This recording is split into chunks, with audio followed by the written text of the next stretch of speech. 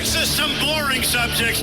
Understand the risk to our country. Freedom brings people together. You're listening to the We Are Libertarians Network. Learn more at wearelibertarians.com. Welcome to the Chris Spangle Show. Thank you for being here today. I'm going to have a short little conversation with my good friend Rob Kendall about the Joe Rogan situation. Obviously, there's been some updates. I would also definitely recommend that you go listen to the Pat Down podcast tomorrow. That's the comedy podcast that I'm on with Miss Pat and Dion Curry. And we have an extensive conversation about the N-word. And I think it's really enlightening. I think it's a really good conversation, so you should go check that out. And be sure to check out her special on Netflix tomorrow. Y'all want to hear something crazy? And yours truly is in the first couple seconds. I get like 2 seconds of fame. So thank you to Miss Pat for that opportunity. But be sure to go check that out. So stay tuned as I talk to Rob Kendall about Joe Rogan and what's happening in his situation. Warning. This show is for adults by semi-adults, so the language is sometimes strong and offensive. I don't know what I said. Welcome to the Chris Spangle Show. Our goal is to help you sound smarter while talking to your friends. If you struggle to understand politics, we explain it from an independent, libertarian point of view.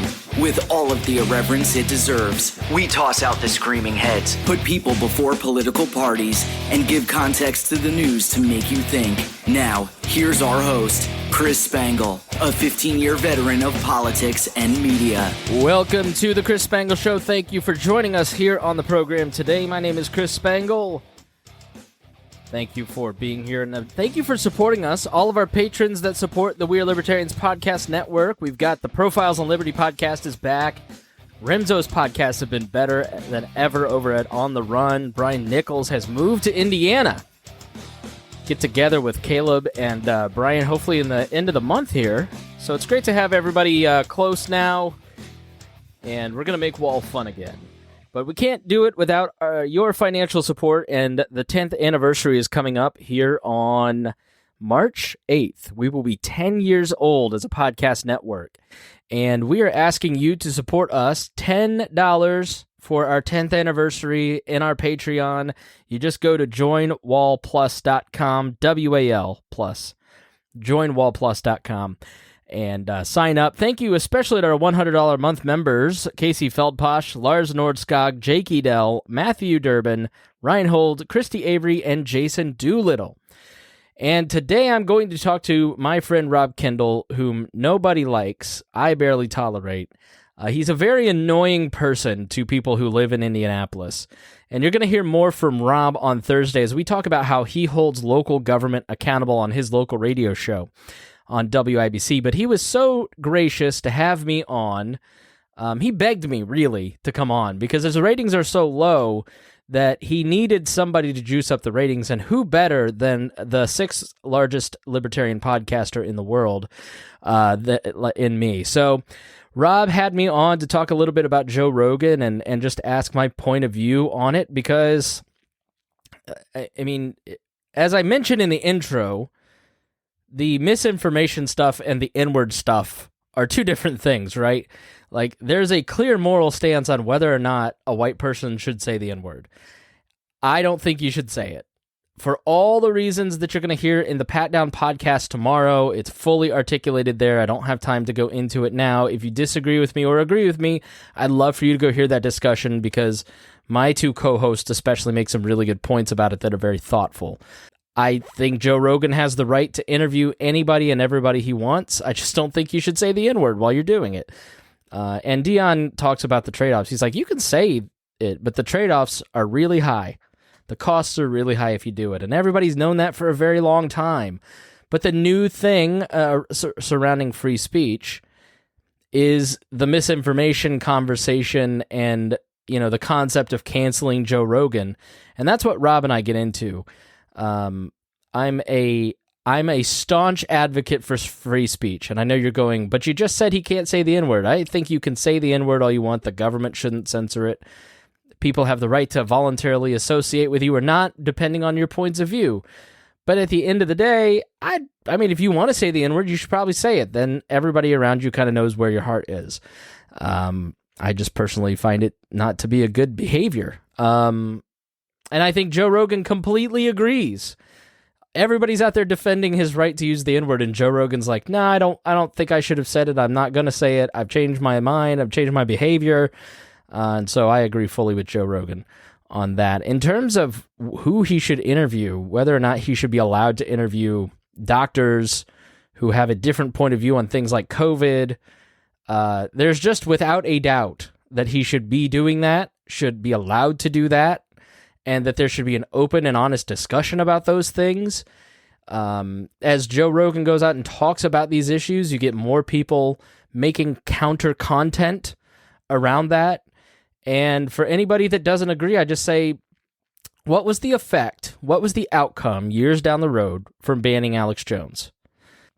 One of the two major political parties now has basically adopted his worldview. If you think you were effective in silencing information, you were wrong. The prohibition of always works out exactly the same way as the prohibition of alcohol does, or the prohibition of drugs.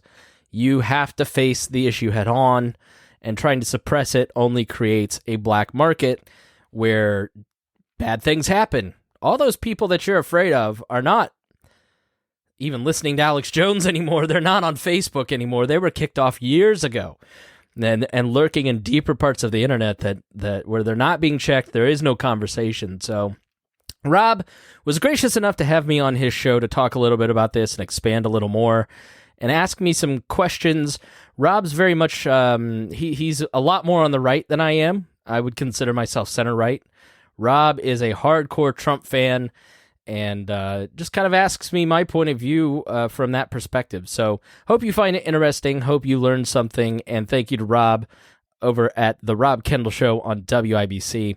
And really am proud of him for getting his own radio show. He was on the Wall Network in 2013 as a podcaster, has been on the show many times, has worked diligently to get his own radio show over the years, and it's great to see that come to fruition for him. So stay tuned. Here's my conversation with Rob Kendall right after these words.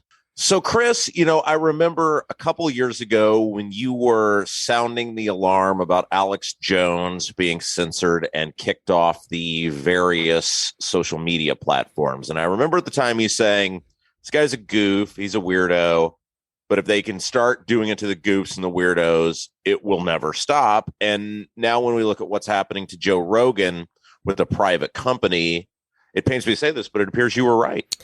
Well, I'm always right, Rob. Which is, my predictions of you losing more co-hosts than I have come true. But congratulations on your show. I'm very proud of you, very excited for you. But when you look back at the ACLU defending the Skokie, Illinois Nazis versus the government, there's a lot of people out there who think that they're the ACLU, but they're really the government because they don't want to defend the Nazis. And looking back at the Alex Jones moment where he's removed from 11 or 12 different platforms in a 24-hour period, it was a telling moment that these companies were all getting into censoring content, that they were going to start taking a heavier hand in deciding what is acceptable thought or not. And it was a warning that it wasn't going to stop there because it had been going on before the Alex Jones moment. It started with sex workers. It started with hackers. It started with the conspiracy theorists. And then it went into, remember Glenn Beck going to Mark Zuckerberg, begging him years ago to not censor the little news thing on the right. Oh, those wonderful days in the past when the only censorship was on the news stories on the right-hand side of Facebook. And now we're at the Joe Rogan moment. Joe Rogan on Friday removed 70 different episodes of his own choosing because he had said the N-word in them, the full hard word, which is just unacceptable and not appropriate. And he has made an apology video for that. And that is a perfectly acceptable thing in my mind to be tagged for. But having a discussion about public policy or having doctors on to talk about COVID, these are not thought crimes. These are things that are perfectly acceptable in an open and free society, and the way around it is not to cancel him, to take those episodes down. It's to do what Spotify is doing, which is saying to Science Versus, their science podcast, via Gimlet, go debunk this. And I listened to those 2 episodes and I don't know anything that, like, parts of it seemed credible, parts of it seemed wildly inaccurate. But I don't know. I'm not a doctor, so I need a doctor. I need another expert to tell me what is good information. But when you try to take that stuff down, you get Joe Rogan's Google search results looking like Al Gore's hockey stick, just through the roof.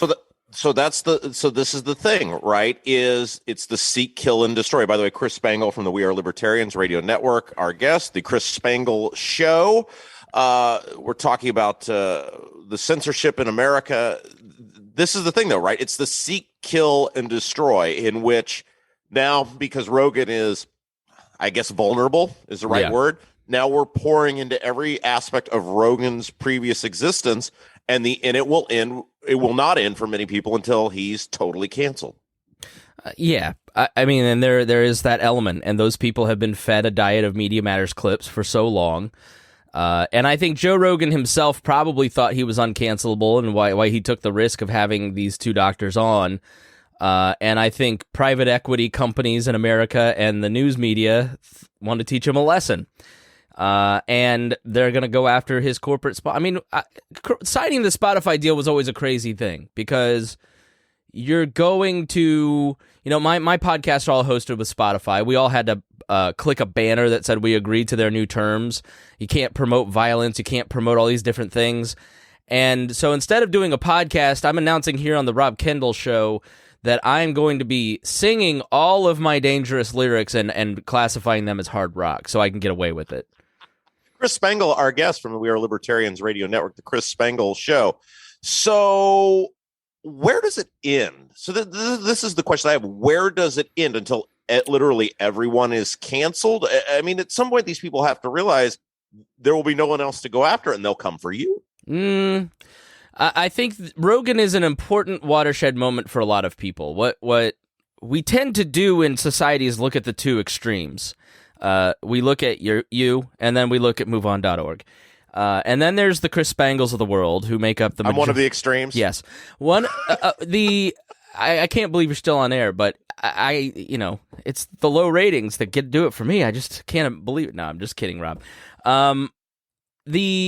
The reality is that there is an enormous voiceless middle in this country that is made up of all kinds of different socioeconomic folks, races, colors, creeds. The center is no discriminator in terms of what is acceptable thought.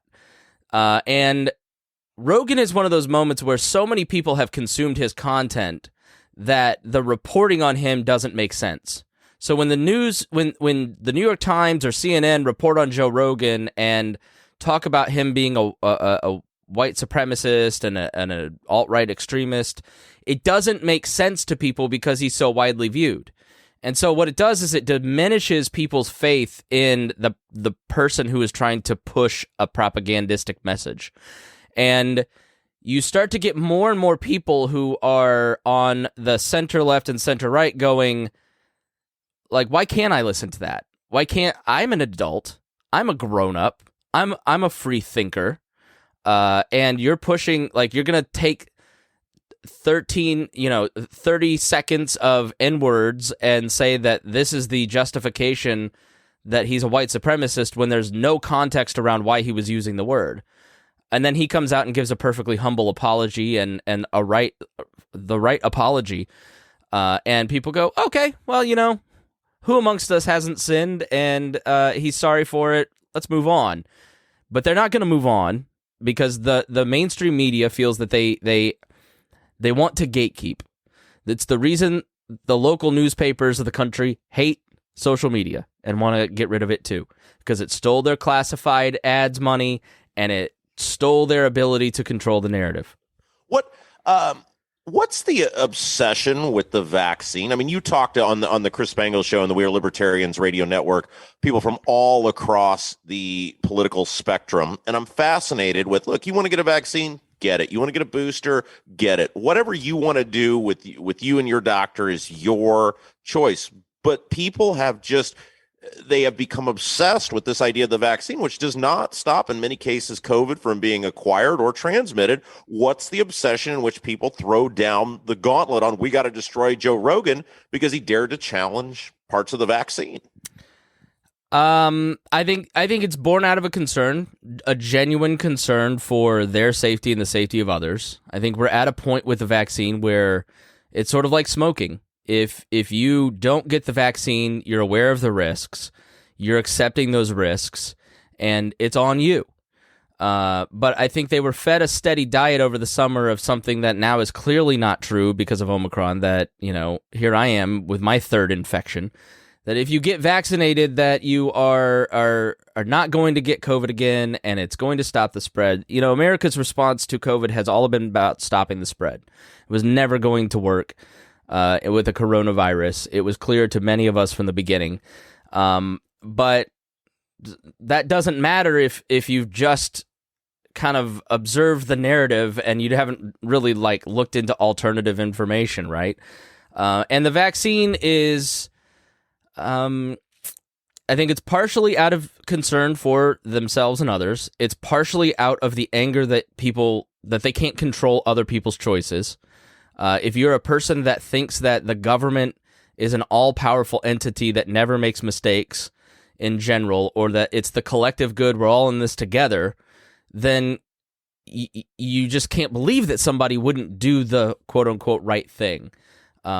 Nevertheless, that there are a lot of people out there who have their own set of issues that mean that they can't get the vaccine, and that one-size-fits-all doesn't work for everybody. And not allowing those people to make those choices, I think is a mistake. And when you mandate something, you create resentment and backlash. You make those people who are hesitant to begin with immensely less likely to do the behavior that you'd like them to do. And that's what we've seen. And so we're now just sort of in this culture war death spiral of, I'm not going to get it, even if I'm, I saw a organ transplant person on there. He's like, this is about freedom. I'm not getting it. If I don't get my organ, then so be it, because I'm making a stand. I think that's kind of crazy. That's his choice to make, but that's how deep set this argument is, which is wild. Chris Spangle from the We Are Libertarians radio network, the Chris Spangle Show. Our guest, couple minutes left with him. It's interesting, too. We talk about censorship and this idea of trying to cancel anyone and everyone we don't agree with. Something's happened to you and the We Are Libertarians network, in which they are finding videos and memes that you guys posted from years ago, and you're getting strikes against those. That to me is... as someone who doesn't super understand nor embrace technology, super scary. I think they're taking a hammer to a problem that requires a scalpel. The We Are Libertarians podcast network and my show, The Chris Spangle Show, have tried to be voices of reason in a crazy time and examine things from a fair perspective. You take the January 6th incident. There are some violent insurrectionists in that crowd. There was also a large crowd of people that were there because they felt democracy was being threatened. If you take a Black Lives Matter rally, there's a lot of people there that are there for perfectly reasonable reasons and trying to fight for injustice. And then there's a lot of people who want to steal things and sell it on Facebook Marketplace. There's nuance to the world. And what social media has done is trying to just... It's like guilt by association, because I've got libertarian in the headline of my network. My Facebook is useless. We've got 100,000 people. I'm lucky to get 500 people seeing any post. Our Twitter is shadow banned. You can't find us if you search for us. My personal Twitter is the same way. Our Instagram is completely worthless because it gets no organic growth. Our YouTube has been demonetized. And so even if you are a person that is trying to be responsible and give responsible facts, and we had people that were at the January 6th incident, for instance, and played some news clips, well, those videos got taken down for inciting hate speech and nurturing hate groups when we were doing the exact opposite. And then when you appeal, nobody actually reads your appeal because they're so overwhelmed because they've hit so much stuff. Our Facebook group, which was the driver of all of our, activity and revenue, was removed because I had posted a meme of Jeffrey Dahmer at Five Guys saying this doesn't taste like Five Guys. And this is from years ago, right? This was posted in 2017, and last year they took it down and deleted our group because I was inciting violence.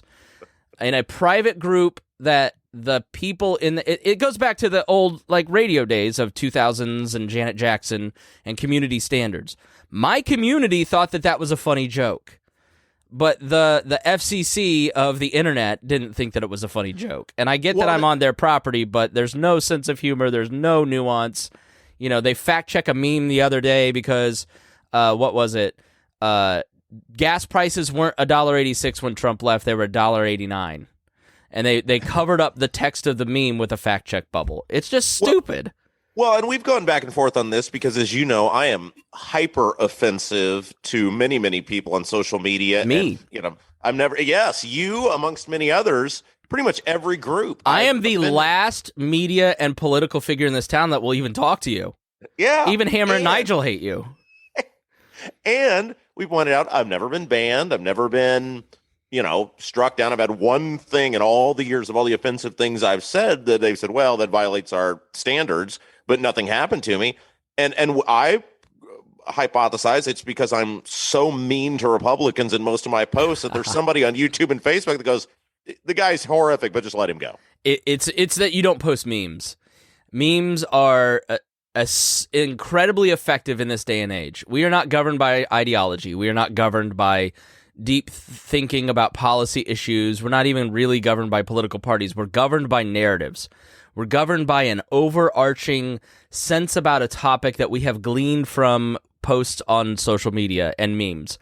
And Donald Trump understood and understands this implicitly. The right does. And Joe Biden just can't get it. He thinks his poll numbers are sinking. Let's get a third cat. And that's what's going to save me. Because he thinks like politics is still the West Wing from the TV show. And so because memes are incredibly effective, they have really doubled down in the last few years on, I bet there's not a month that goes by that I don't get something taken down from years ago that we posted. That, is totally benign. Like, I got a strike the other day for a guy who had a bleach bottle in his behind, and it was making fun of Donald Trump, but it was going to cause someone to do that. So it's just silly. So I think it's because memes are really effective. It's how we built We Are Libertarians. And they have really cracked down on that because you just cannot have something that is just educating people in such an irresponsible manner, Rob. You can't use humor. Chris Spangle from the We Are Libertarians radio network, the Chris Spangle Show, our guest. A couple local questions here before I let you go. Mm-hmm. Why will the local media never, ever, ever, ever, ever challenge Eric Holcomb or anyone associated with him? What is it? I'm sure you have your thoughts. My immediate thought is that there's no financial incentive to do so, in that the audience watching doesn't care. They don't really know who Eric Holcomb is. They don't really know who the governor is. They don't really have like a juicy controversy. Like Eric Holcomb, has never, to my knowledge, accidentally, hasn't had a young boy or a young girl problem. So there's nothing juicy there to get people interested. And all of these local media outlets are run by hedge funds and private equity firms. When you walk into the Star's newsroom, there's a giant bay of TV screens showing what was the most clicked article. They're clickbait mills. And so if you are trying to serve clicks to drive profit for your private equity overlords, then you're not going to report on Eric Holcomb. You're going to report on the Colts. You're going to post a Pat McAfee clip. You're going to post the thing that you know gets clicks. And it isn't America's strategy for helping the homeless in a night of 8 inches of snow. People don't care about that. They want something that is immediately, digital content is all about immediate context and an overt, visceral reaction. And the Indianapolis Star, the local TV stations, they're no different. It's only the IBJ that is run by some, rich libertarians that says we're going to give people their vegetables too, and has become, despite their poor choice in political columnist, Rob, they do a really good job of reporting the full spectrum of news and holding people accountable. Yeah, it floors me that on all these things, a great example of this to me was the controversy involving Dr. Box, the gynecologist who's the health commissioner, and this after she knows she's been at this wedding where she's not wearing a mask, coming out and finger wagging and threatening people who aren't wearing a mask, and yet I only got one reporter when we broke that news. That was Nikki Kelly to cover it, and Indy Star goes out and tries to defend the woman, and it's just like, what spell? I mean, regardless of what your opinion on masks and vaccines and COVID is, the hypocrisy of these people. No one seems to cover it. It's Eric Garcetti next to a 65-year-old immunocompromised man saying he held his breath. Like, okay, you didn't inhale. The desire to not look like a Republican is stronger than anything else. Like people will say and defend crazy things to not look like a Trump supporter in this day and age. And I am not a Trump supporter. You know that. I'm going to have you on my show and ask you to apologize for him. And you're going to do the other kind of apologies for Trump. But the reality is that... No, wait a second. We're DeSantis people in this household now. Okay, yeah, I know. It's crazy to see all these people encouraging the DeSantis-Trump fight, not realizing that Trump is the centrist in that argument on vaccines and lockdowns. But DeSantis said exactly what I've said all along. Donald Trump and his CDC are the ones that initiated the lockdowns. Like, this guy is responsible for it, and none of you Republicans wanted to take responsibility for it till now. So I'm happy for it. But yeah, the reality is they'd rather not look like Trump-supporting Republicans because they've spent so much time demonizing these people.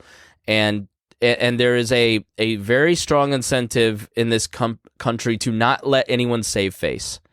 You especially Republicans, like, it's a joke that Liz Cheney is the one held accountable by the Republicans for January 6th. It's laughable. And I'm sure your audience hates that I said that, but I don't care. It's a joke. And so there's a strong desire in the media to make that crowd of people finally admit that they've done something wrong. You saw it with Bush for years. Admit that the Iraq War was wrong. Say what was one thing you did wrong? And he never would, and it drove them crazy. It's what drives them crazy. So it's probably like it's disconcerting to them that Joe Rogan goes, yeah, man, I messed up. Sorry about that. It's a great point, and I'd love to have you back on soon to continue this conversation, because I'm sure censorship will not stop. In the meantime, where can people find We Are Libertarians and The Chris Spangle Show? WeAreLibertarians.com, and search for it in any podcast directory. You've grown on me over the years, and I hate to admit that, but you're useful. We'll have you back. I'm your mole. What can I say?